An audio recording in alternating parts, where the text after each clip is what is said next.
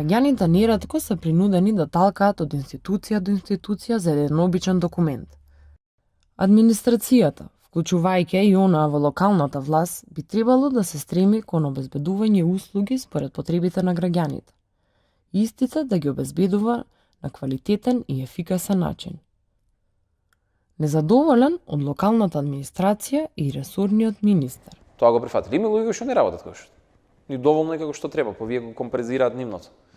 Истражувањето во рамките на проектот Следење на принципите на јавната администрација во зачувување на вредностите на добро управување, спроведено во период август-декември 2017 година, се фокусира на анализирањето на услугите кои се нудат од страна на сите општини во земјата, со учество на 14 локални граѓански организации.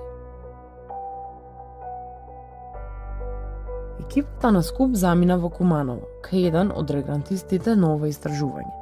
Джеф Македонија ги истражуваше општините Куманова, Крива Паланка и Кратова.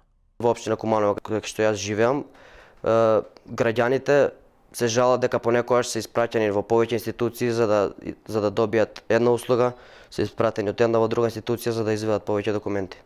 Иако општините декларативно изјавуваат дека ги обезбедуваат документите по службена должност од други институции, во пракса тоа го прават само 15% од општините, додека повеќето обезбедуваат само одредени документи по службена должност, најчесто поврзани со катастарски услуги. Мора да подобриме ефикасноста на услугите што ги нудиме. Еден од механизмите кој што сега од декември ќе почнеме да го спроведуваме е отварањето на првата канцеларија за една точка за услуги, кај што 9 институции кои што најчесто имаат контакт со граѓаните ќе ги ставиме на едно место, на исто место нудат услуга. Од општина Велес се подготвуваат за современ објект кој треба да биде во функција на граѓаните и каде на едно место ќе добијат повеќе услуги.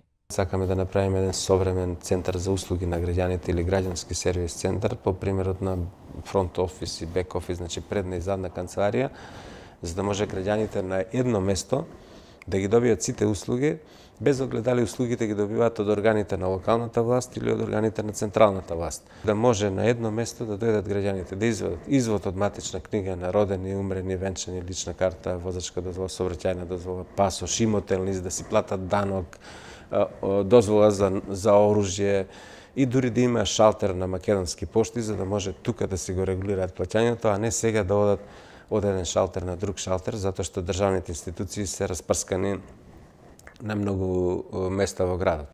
Според Законот за општа управна постапка, донесен во 2015 година, услугите кои се нудат и на централно и на локално ниво треба да бидат едношалтерски. Односно, граѓаните веќе не мораат да обезбедуваат потребната документација од други институции, а тоа за нив ќе го стори самата институција. Целта е да се олесни административната процедура во интерес на граѓанинот и бизнис секторот, заштедувајќи им време и непотребни трошоци. Правниците сметаат дека треба законот за општа и управна постапка да се почитува и дека тоа е обврска на општината, а не да ги препраќа граѓаните или да им ветуваат дека ќе го менуваат законот. Слушам градоначалникот наш на Скопје, за жал правник е, кажува, вика, јас ќе донесам правилник со кој што администрацијата во рок од 15 дена мора да ги решава предметите на граѓаните. Слушам, а не можам да верувам. Како може тоа, ако имаме закон за општа управна постапка, тоа е алатката на органите што работат. Таму фино се пише, во рок од 30 дена треба да се заврши постапката. Посложен случај 60 дена. Тоа е задолжително за сите органи. Не може градоначалник со негов правилник на овие да им налага нешто едноставно. Мислам, далеку од памет. Истражувањата на Центарот за управување со промени покажаа дека мал дел од вработените во општинските администрации директно се инволвирани за работа со граѓаните. Околу 23% од вработените имаат директен контакт со странки. Кога збориме за директен контакт, збориме за шалтерски работници или други вработени кои на било кој начин ги обслужуваат или комуницираат со граѓаните. Покрај тоа што се малку вработени што работат со странки, уште помал е бројот на тие што се обучени да ги примаат барањата на граѓаните.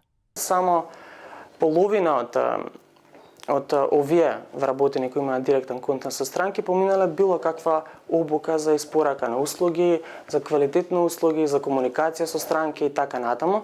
Незадоволен и од начинот на функционирањето и обученоста на администрацијата и министерот Дамјан Манчевски. Тој потенцира дека инспекторатот нема капацитет да ги направи проверките. Ете и овој уште еден податок колку се спроведувале законите, но и колку се изводливи. Пазете, според законот имаат обврска минимум 5 обуки годишно. Сега невозможно е, имаме мал капацитет на инспекторатите, значи сите вработени на сектор да ги провериме колку овој ги провериме. Не е некогаш едноставно тоа се прави. На граѓаните им е важно да ги имаат потребните информации за тоа како може да ја добијат услугата во општината, кои формулари треба да ги потполнат, како и каде да ги платат административните такси и надоместоци. Голем број општини имаат поставено шалтер каде граѓаните би можеле да се информираат за услугите кои се нудат. Но од увидот на терен се констатира дека во најголем број тие не функционираат. Општините треба да имаат доволно канали за комуникација со странките или доволно да ги информираат како треба да завршат одредена услуга. Во рамките на нашиот проект ги посетивме сите општини на терен, за да анализираме како се даваат услугите на терен.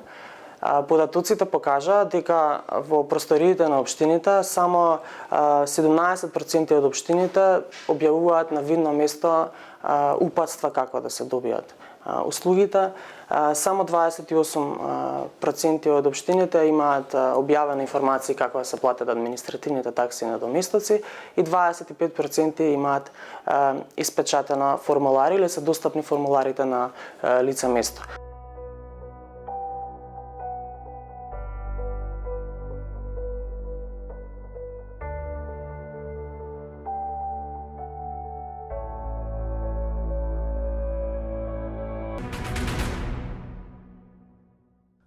Анкетата на јавно мислење спроведена во рамките на овој проект во сите општини покажа дека повеќето испитаници се неутрални во однос на задоволството од шалтерските работници, а само 13% од граѓаните изјавиле дека се многу задоволни од нивниот однос.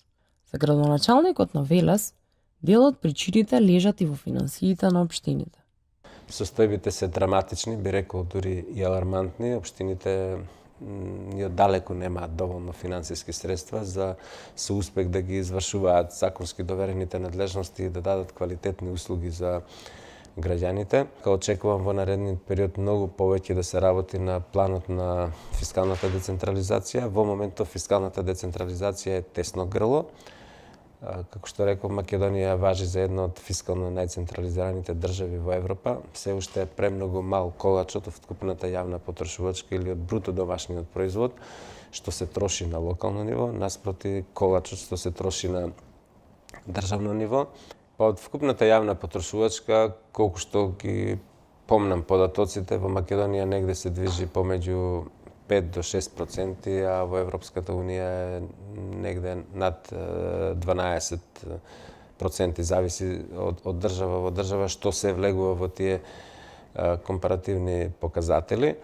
Од општина Студеничани потврдуваат дека финансиите се проблеми кај нив, но наведуваат дека се обидуваат да ги решат проблемите и со така малата администрација. Дали се задоволни, значи пред точно една година имавме избори и истиот градоначалник значи ја доби довербата од граѓаните. Значи беше и претходниот мандат и овој мандат истиот. Централната власт најавуваат реформи на администрацијата што ќе му овозможат на бизнисот пофлексибилна администрација и рационализација на институциите во државата.